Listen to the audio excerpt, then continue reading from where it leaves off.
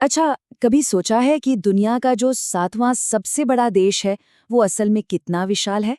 चलिए, आज इसी सवाल का जवाब ढूंढते हैं और भारत के भूगोल की दुनिया में एक कह सकते हैं, एक रोमांचक सफर पर निकलते हैं। तो आज हम भारत के भूगोल यानी ज्योग्राफी ऑफ इंडिया को समझेंगे। और हाँ, हम उन सभी जरूरी बातों पर गौर करेंगे जो कॉम्पिटिटिव एग्जाम्स के लिहाज से बहुत जरूरी हैं। तो आज हम क्या-क्या देखने वाले हैं? सबसे पहले भारत का एक परिचय, फिर लैटिट्यूड और लॉन्गिट्यूड का खेल समझेंगे, भारत के बड़े-बड़े भौगोलिक क्षेत्रों को जानेंगे और हाँ, एग्जाम के लिए जो जरूरी फैक्ट्स हैं, उन पर भी नजर डालेंगे। और आखिर में एक छोटा सा टेस्ट भी होगा। तो चलिए शुरू करते हैं पहले टॉपिक से। देखते हैं कि दुनिया के नक्शे पर भारत की जगह कितनी बड़ी और कितनी खास है। हाँ, ये एक पॉइंट है जो एग्जाम में बार बार आता है, तो इसे अच्छे से याद कर लीजिए। क्षेत्रफल यानी एरिया के हिसाब से भारत दुनिया का 7वां सबसे बड़ा देश है, 7th लार्जेस्ट। अब 7वां सबसे बड़ा, ये सुनने में तो बहुत बड़ा लगता है, लेकिन अगर पूरी दुनिया की जमीन से इसकी तुलना करें, तो भारत के पास दुनिया की कुल जमीन का करीब-करीब 2.4% हिस्सा आता है। और अब एक मजेदार बात देखिए, हमारे पास जमीन तो है दुनिया की सिर्फ 2.4%, लेकिन 2011 की जनगणना के हिसाब से इसी जमीन पर दुनिया की 17.5% आबादी रहती है। मतलब आप सोच सकते हैं कि यहाँ पॉपुलेशन डेंसिटी कितनी ज्यादा होगी।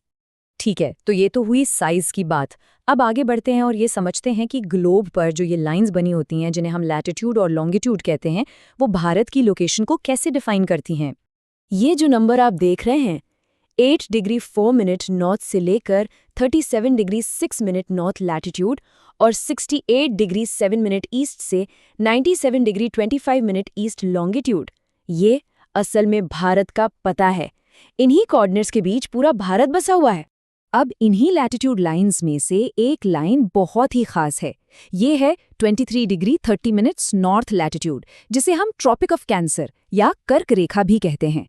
और ये खास इसलिए है क्योंकि ये भारत के लगभग बीचों बीच से गुजरती है और देश को 2 हिस्सों में बांट देती है। और एग्जाम के लिए ये याद रखना बहुत जरूरी है कि ये कर्क रेखा भारत के किन किन राज्यों से होकर गुजरती है। कुल 8 राज्य हैं। चलिए गिनते हैं।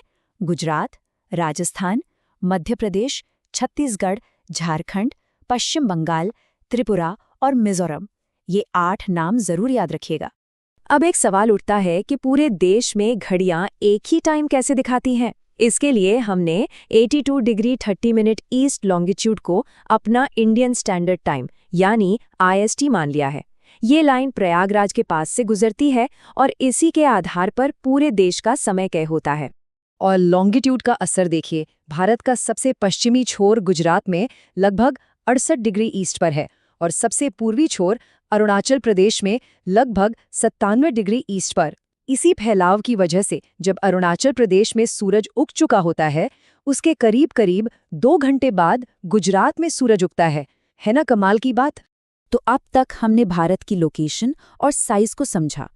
चलिए अब जरा भारत की जमीनी बनावट यानी इसके फिजिकल फीचर्स पर एक नजर डालते हैं और शुरुआत करेंगे उत्तर के पहरेदार हमारे हिमालय से। हिमालय अपने आप में एक बहुत बड़ा सिस्टम है। इसका जो सबसे बाहरी और सबसे नया हिस्सा है, उसे शिवालिक रेंज कहते हैं। ये एक तरह से हिमालय की तलहटी है और इनकी ऊंचाई करीब 850 से 1200 मीटर के बीच होती है। चलिए, अब तक हमने जो कुछ भी सीखा, उसमें से वो खास पॉइंट्स निकाल लेते हैं जो एग्जाम में सीधे सीधे पूछे जा सकते हैं।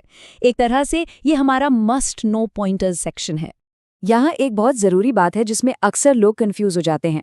भारत का जो सबसे दक्षिणी सिरा है, वो मेनलैंड पर कन्याकुमारी नहीं, बल्कि अंडमान और निकोबार के ग्रेट निकोबार आइलैंड पर है और उसका नाम है इंदिरा पॉइंट। तो चलिए एक फास्ट रिवीजन करते हैं। पहला, भारत एरिया में 7वां सबसे बड़ा देश है। दूसरा, दुनिया का 2.4% लैंड एरिया भारत के पास है। तीसरा, कर्क रेखा 8 राज्यों से गुजरती है। चौथा, हमारा standard time 82 degree 30 minute east longitude पर बेस्ड है। और पांचवा, देश के पश्चिमी और पूर्वी छोर के बीच लगभग 2 घंटे का टाइम गैप है। चलिए, अब तक जो कुछ भी हमने समझा, उसे परखने का समय आ गया है। तैयार हैं कुछ सवालों के लिए? देखते हैं कितना याद रहा। तो पहला सवाल ये है कि एरिया यानी क्षेत्रफल के हिसाब से दुनिया में भारत की रैंक क्या है। आपके ऑप्शंस है 5वीं, 6ठी, 7वीं या 8वीं। ठीक है, अगला सवाल। हमने एक बहुत ही जरूरी लैटिट्यूड लाइन की बात की थी, ट्रॉपिक ऑफ कैंसर। तो बताइए, ये भारत के कितने राज्यों से होकर गुजरती है? 6, 7, 8 या 9? और ये रहा आज का आखिरी सवाल।